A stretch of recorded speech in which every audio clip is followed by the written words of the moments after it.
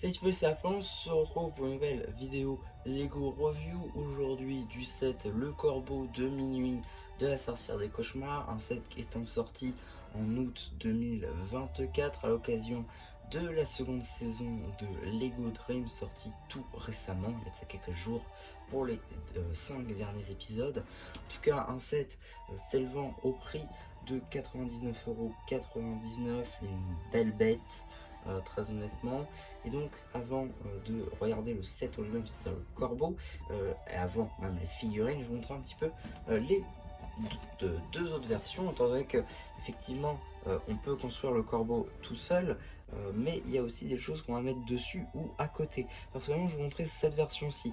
Voilà, donc on va voir en détail, et celle-ci je vous la montre comme ceci sur la boîte, étant donné que je ne vais pas pouvoir vous la montrer, voilà, parce que c'est assez différent. On a le corbeau sans rien, plus le chaudron araignée, plus la maison avec les pattes de corbeau. Voilà.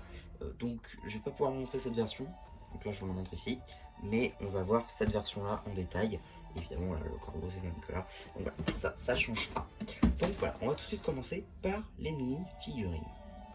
Ici nous avons un figurine de Dogan qui n'est pas une exclusivité étant donné qu'on le retrouve dans 3 autres sets, notamment un Z-Blob le Chevalier, un set qui est donc sorti en août 2024, un prix quand même de 140 €, donc c'est pas rien. Trouvable aussi d'ailleurs dans les créatures de la sorcière, un peu plus accessible tout de suite à un prix de 40 €. Et ainsi que le panda de Logan, pareil, sorti à la même date, qui lui pour le coup se rapproche plus de la trentaine. Donc voilà, pas forcément une figurine très exclusive, néanmoins très sympathique, avec notamment les cheveux qui sont en fait Aricolor du nouveau moule qui était sorti à l'occasion du film Lego Batman sur la figurine de Joker, qu'on retrouve depuis sur la figurine notamment de Ben Thomas dans la gamme Ninjago. Ce qui est de la tête, le torse, les jambes ainsi que la pièce d'armure, c'est une nouveauté, en sachant que la pièce d'armure est un nouveau moule spécifique à cette gamme pour l'heure. Donc voilà, une figurine très sympathique. Si je retourne la figurine, on pourra apercevoir des sortes de traces de griffes sur la tenue de Dogan. Donc pour le coup, des détails très sympas, des impressions très très cool. On a aussi une seconde expression faciale. Si je retire la pièce d'armure, on verra un peu mieux l'impression du torse qui reprend un petit peu le sweat qu'on connaît à Logan dans la série. En termes d'accessoires, il aura une hache en brick build. Ici, vous avez la figurine de Dizzy qui, elle, est pour le coup un peu plus exclusive que Dogan, étant donné qu'elle n'est disponible que dans 2 autres sets, à contrario des 3 où Dogan était disponible.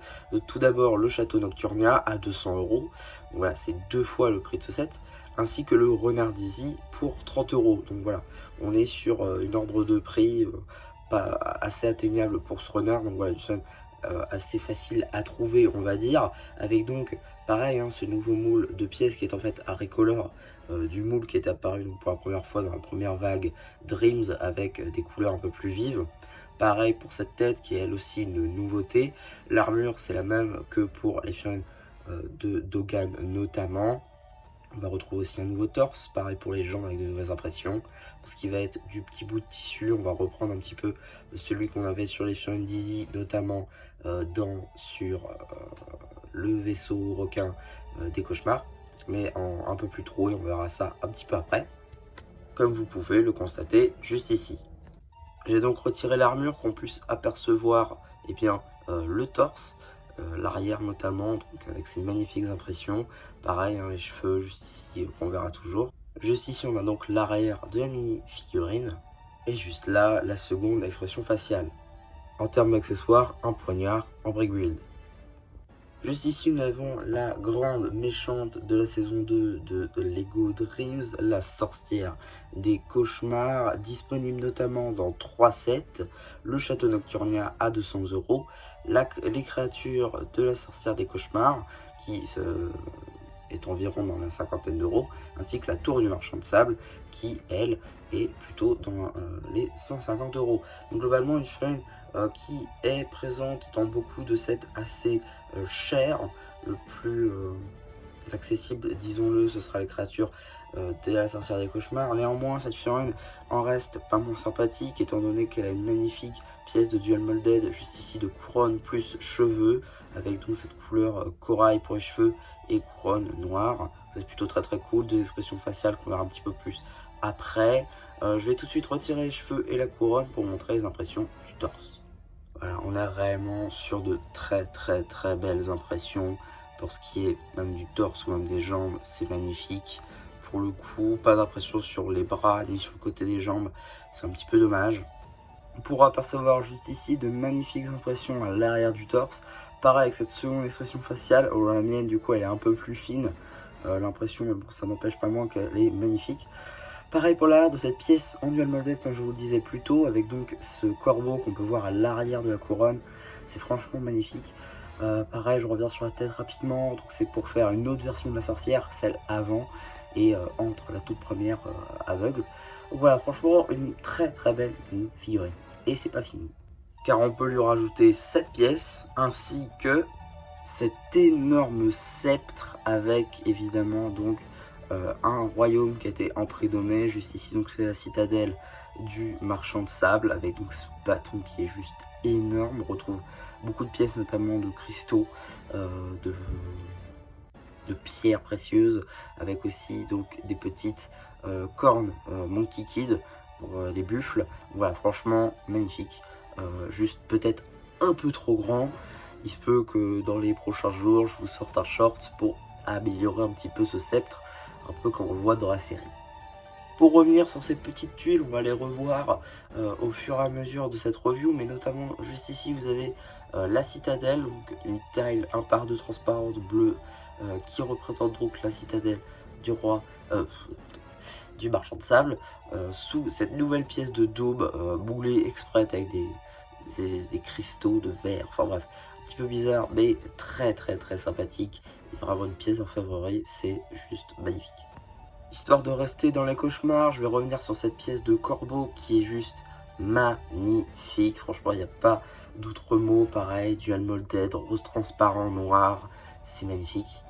Alors je vous garantis pas que ce plan sera parfait parce que je filme à une main et je tiens, voilà. Donc juste ici, voilà, on voit un petit peu la séparation entre le rose transparent et le noir. Pareil sur les pattes, le bec, la queue. Franchement, c'est vraiment magnifique. Il n'y a pas d'autre beau. Voilà, une très belle pièce. Et je suis sûr et certain que ce boule sera réutilisé pour un corbeau classique. Voilà, donc franchement, très joli. Juste ici, nous avons la nouvelle version de Matteo. Et là, je le dis, c'est l'une des pièces maîtresses de ce set, puisque c'est l'une des plus détaillées. Étant donné que juste ici, nous avons donc ce nouveau moule de cheveux qui est apparu pour la première fois pour la première vague Dreams. Cette fois-ci avec de nouvelles impressions, étant donné que les taches vertes, les deux taches vertes sont ici remplacées par une et une autre rouge. Là, pareil, on a une nouvelle tête, ça c'est plutôt cool, on va la revoir. Une nouvelle pièce aussi de veste qui aura plusieurs déclinaisons, notamment en rouge et en gris. Gris pour sa version clone maléfique de Matteo et la rouge pour la nouvelle version de Cooper. Pour ce qui va être des jambes, on aura le droit à du dual molded olive et blanc. On verra ça aussi un petit peu mieux après. Pareil, le torse, on verra aussi un peu mieux. Tout d'abord, je vais me positionner sur le côté de la figurine, étant donné que nous avons juste ici des détails, des impressions sur le côté des jambes. Et ça, bah écoutez, c'est magnifique, puisque nous avons tout simplement des crayons sur une sangle, les détails de la chaussure.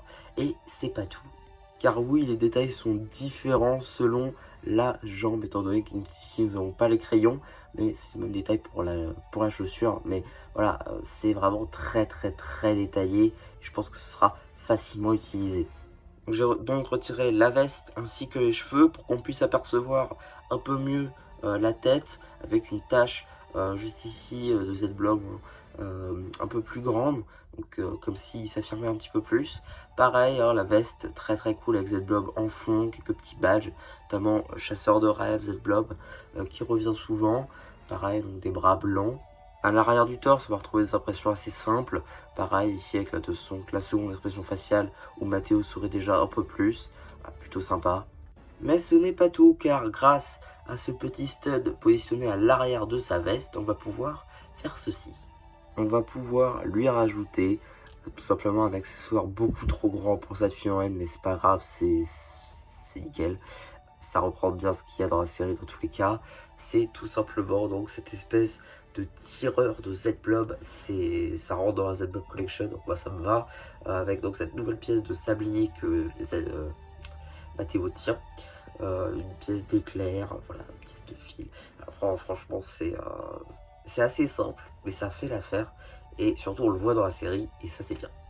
Alors tout de suite, c'est un petit peu plus anecdotique, mais Mathéo tient Z-Blob, voilà une pièce qui, on va la retrouver un peu plus facilement aujourd'hui, notamment dans le magazine premier du nom Dreams, pareil dans la voiture tout-terrain de Mathéo, ou encore dans le vaisseau requin des cauchemars, donc voilà, pas vraiment une pièce exclusive, néanmoins très sympa à revoir.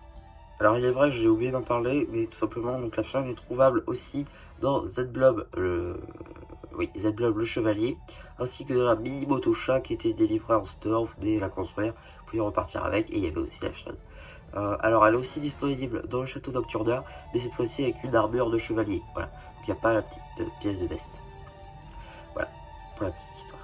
L'on finit ce set avec la mini figurine exclusive, et contrairement à toute la review, je vais pas dire de bien, parce que là, je suis désolé, Lego a réussi à la rater. Oui, voilà, donc là, je sais, vous l'avez pas reconnu, c'est tout simplement la figurine d'Astrid qu'on aperçoit pour la première fois dans la saison 2 de Lego Dreams, mais elle ressemble pas du tout à ça, même dans sa première version. On voit bien, elle est totalement différente, le bleu est totalement différent. Il n'empêche que les impressions sont plutôt bien réalisées, je suis tout à fait d'accord, mais ça ressemble pas à la série. Pareil, la tête, les cheveux, elle a jamais cette tête ni ses cheveux. Voilà, c'est assez bizarre, je comprends pas comment Lego a réussi à la rater. Je pense plus que c'était des concept arts et c'est resté comme ça malheureusement. Néanmoins, ça reste quand même une très belle figurine avec donc un torse ainsi que des jambes qui sont donc exclusives comparé aux cheveux ainsi que la tête.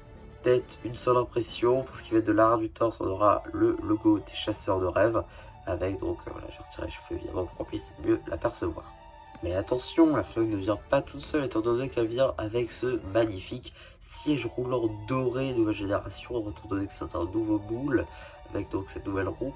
Et pareil ici, on aura des fusées à l'arrière pour qu'elle puisse voler. Comme dans la série, par contre, c'est vrai que le siège est assez représentatif, contrairement à la figurine. C'est le seul défaut.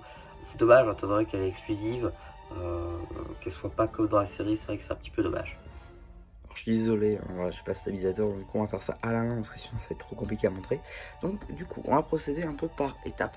Tout d'abord, je vais vous montrer un petit peu à peu près toutes les fonctionnalités par morceau, puis les détails, toujours par morceau, et voilà.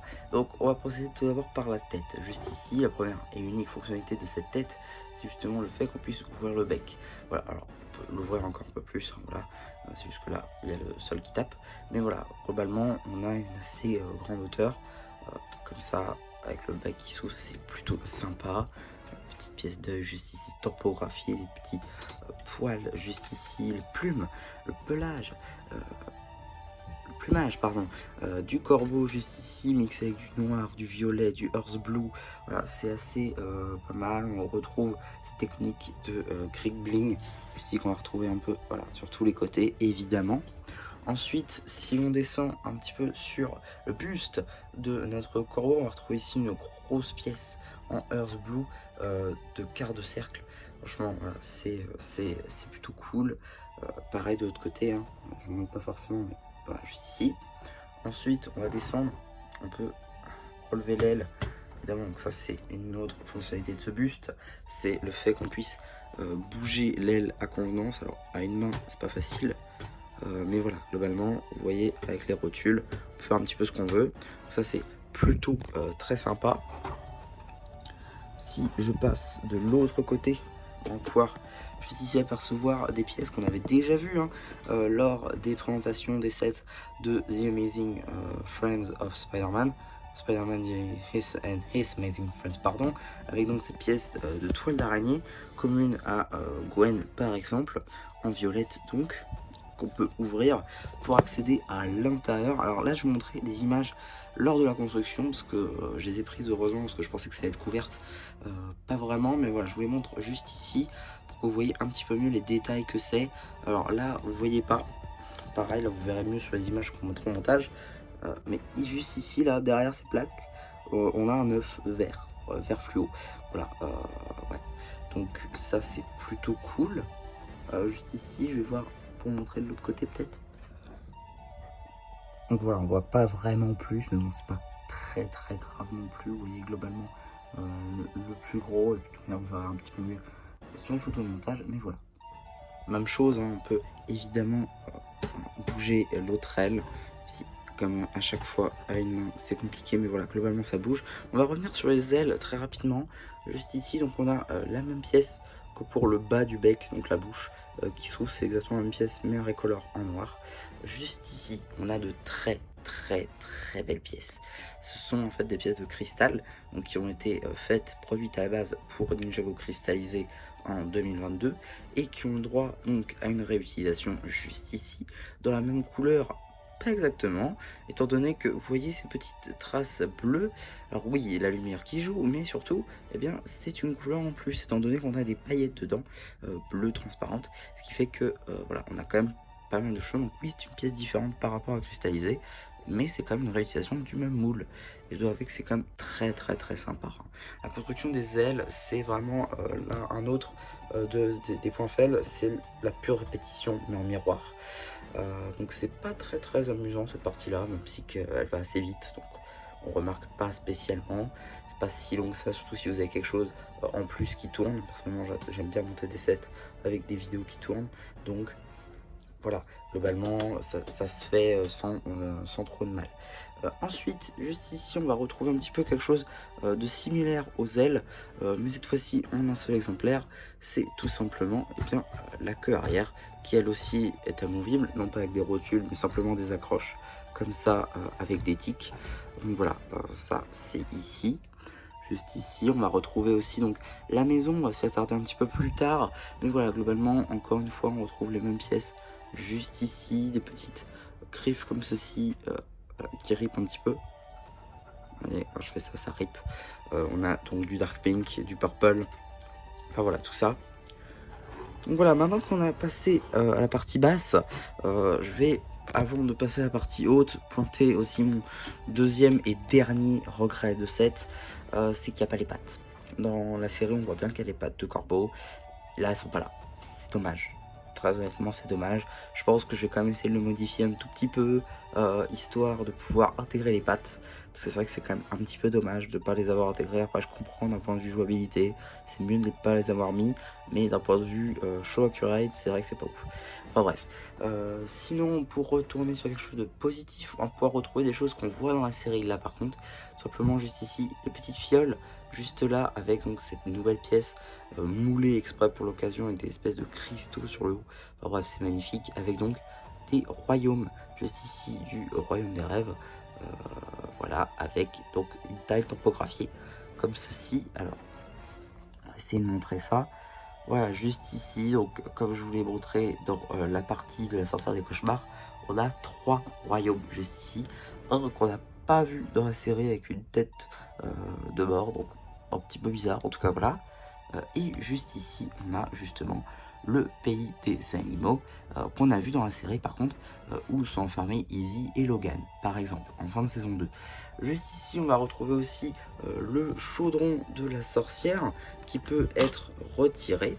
Ce qu'on va faire d'ailleurs, on va s'y attarder un petit peu plus après. On a juste ici une trappe. Voilà, c'est une prison. Et juste ici, voilà, on est là. Parce que juste ici, vous avez la fenêtre qu'on a vue tout à l'heure. Quand je vous présentais le joyau avec la petite pièce. Donc voilà, ça c'est cool. C'est une petite jouabilité en plus. Voilà, c'est plutôt sympa. Ensuite, on a des petites roches sur les côtés avec un escalier, avec une porte. Là, ça va être la maison. On va s'y attarder tout de suite. Mais avant, le chaudron. Juste là que je vais remettre. Donc avec des petites griffes violettes sur les côtés. Juste là, des petites flammes vertes juste là. Le chaudron qui est fait en 2 pièces. Avec donc notamment des pneus juste là. Petite tile sticker. Pareil de l'autre côté. Hein, avec aussi une petite plaque de 4x4 ronde. Avec des petits pyramides roses transparents. Afin de faire espèce de fumée. Ou tout du moins une soupe. Une potion que ferait cette sorcière.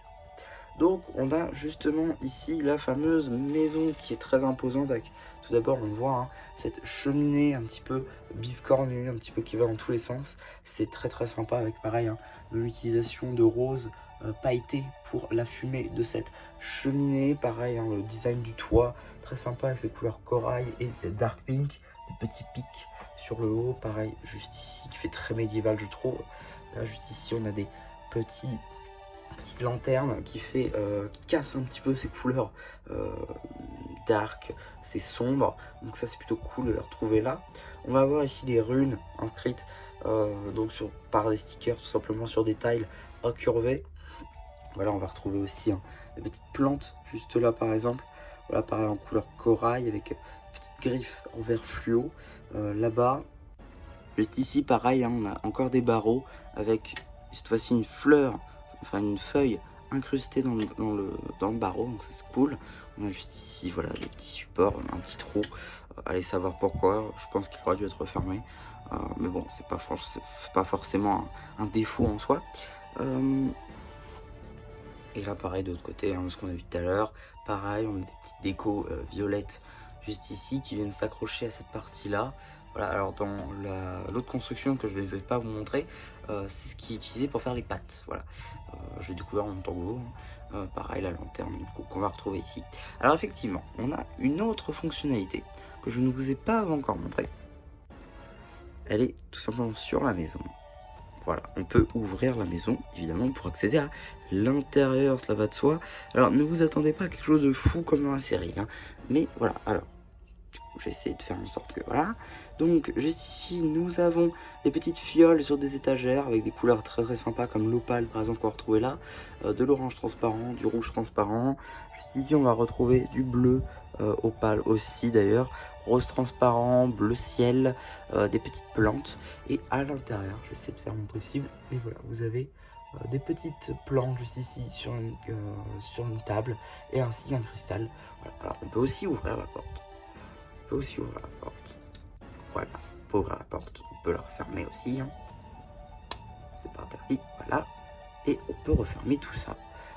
Et voilà un petit peu hein, globalement pour ce magnifique corbeau. Personnellement, je dois dire que si je dois faire une conclusion, je ne suis pas du tout déçu. C'est sans doute l'un des meilleurs sets pour moi de la gamme Lego Dreams et de loin, même si Turtle Van est un petit peu derrière, mais voilà, globalement on est sur un très beau set. Encore une fois, Lego a réussi à montrer son savoir-faire avec ce genre de set. C'est un petit peu dommage par contre qu'il soit si cher, il est vrai. Si vous arrivez à le trouver dans les 70-80, globalement foncez. Comme je dis à chaque fois, si vous trouvez moins cher, foncez. C'est un très bon set, un très bon jouet. Et voilà, franchement ça peut faire la base de beaucoup d'heures de jeu, notamment avec ce magnifique corbeau. Je suis très admiratif de ce corbeau. En tout cas voilà pour cette review.